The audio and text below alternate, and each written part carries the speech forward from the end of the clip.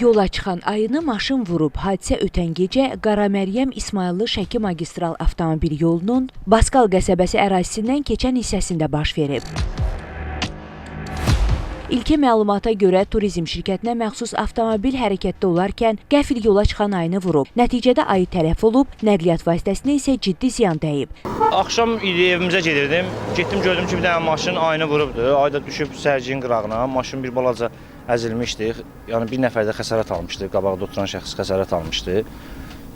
Lazım olan orqanlara məlumat verdik. Gəldilər, ambulansla apardılar xəsarət alan şəxsi.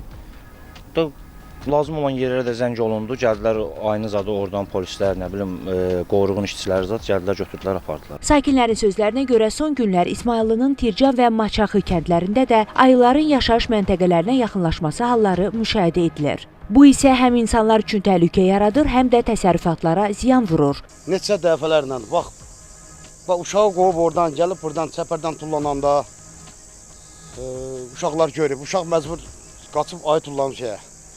Çəpərdən. Uşaqları yəni məktəbə yollayamırıq, məktəb biraz aralıdır. Geyib gələndə neçə də uşaqlar görəyib.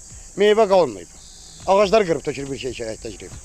Neçə dəfə burada əmoğlum həyətinə girib. Aidiyyatı qurumun nümayəndələri ölmüş heyvana baxış keçirərək onu bastırıblar. Faktla bağlı araşdırma aparılır. Rafiq Həsənov, Aytən Fehruz, Xəzər xəbər.